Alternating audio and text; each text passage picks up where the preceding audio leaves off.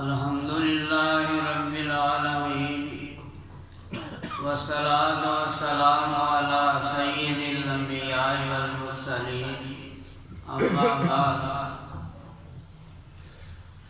رسول اللہ صلی اللہ علیہ وآلہ وسلم نے ارشاد فرمایا لا یؤمن احدکم حتی یکون ہواہ تبعا لما شئت به کہ تم میں سے کوئی اس وقت تک کامل مومن نہیں ہو سکتا تا وقت کہ وہ اپنی خواہشات کو اس چیز کے تابع نہ کر دے، اس دین کے تابع نہ کر دے جسے میں لے کر آیا۔ انسان کے دل میں دو قسم کی خواہشیں پیدا ہوتی ہیں، ایک اچھی اور ایک بری۔ اچھی خواہش تو انسان کے لیے دنیا اور آخرت میں خوشحالی کا پیغام لاتی ہے۔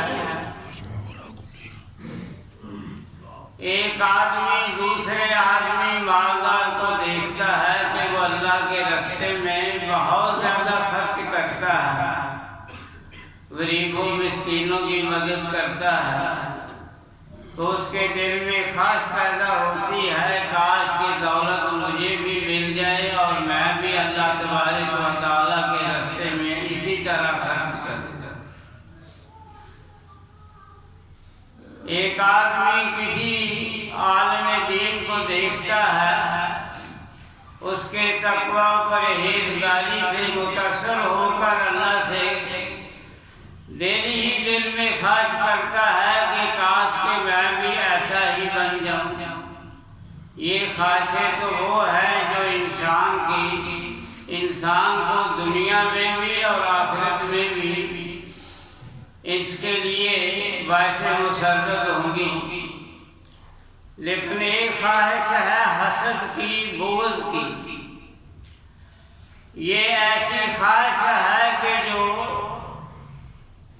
انسان کے لیے وبال جان ہے، دنیا میں بھی اور آخرت میں بھی۔ آپ نے ارشاد فرمایا تھا کہ ان الحسد یاکل الحسنات کما تاکل النار الحطب، کہ حسد بغض نیکیوں کو اس طرح کھا جاتا ہے جس طرح آگ لکڑی کو کھا جاتی ہے۔ یہ حسد کیا ہے؟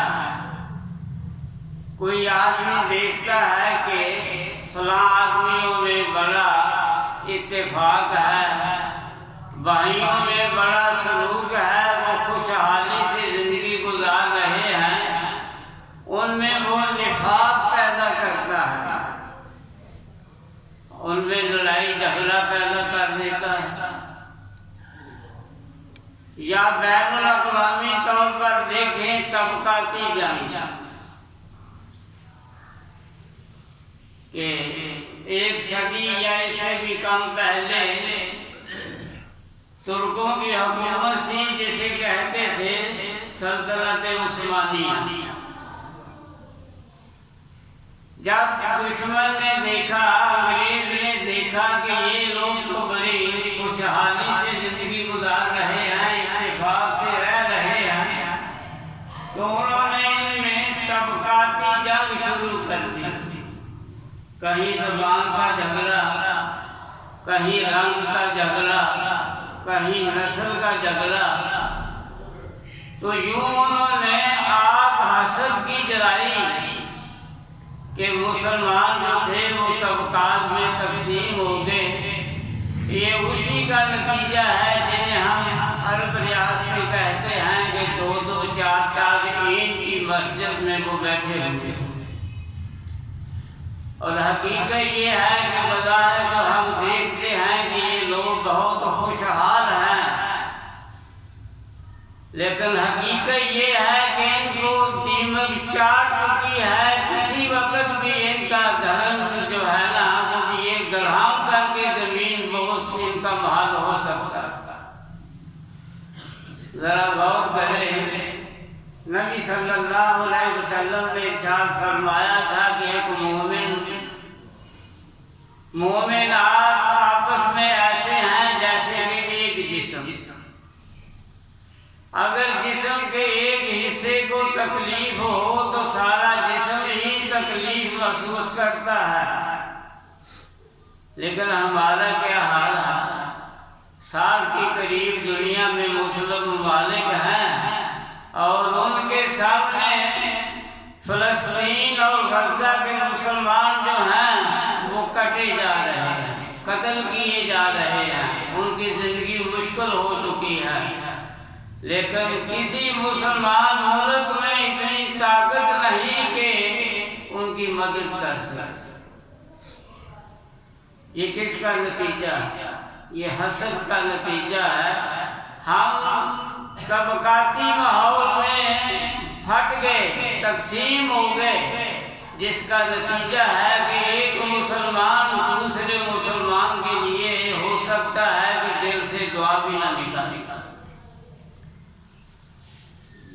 تو نبی صلی اللہ علیہ وسلم نے ارشاد فرمایا تھا کہ ایک مسلمان دوسرے مسلمان کے لیے مددگار ہے۔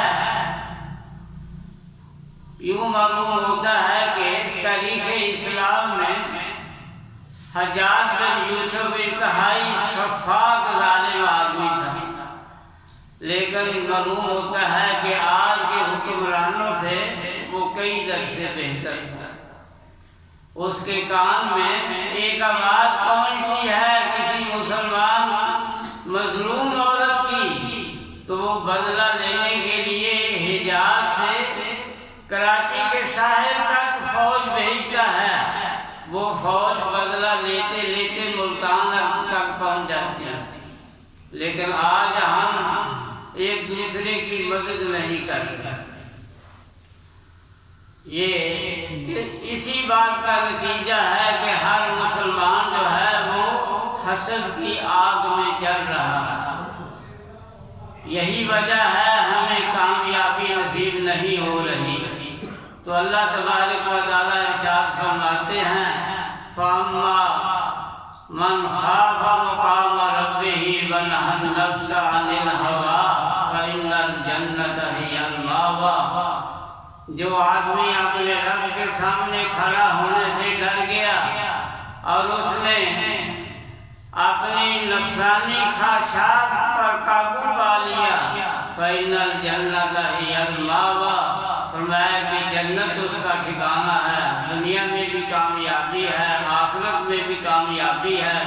اللہ تبارک و تعالی ہمارے دلوں میں ایک دوسرے انسان کے بارے میں اچھا احساس پیدا کرے، الفت و محبت پیدا کرے، اور اللہ تبارک و تعالی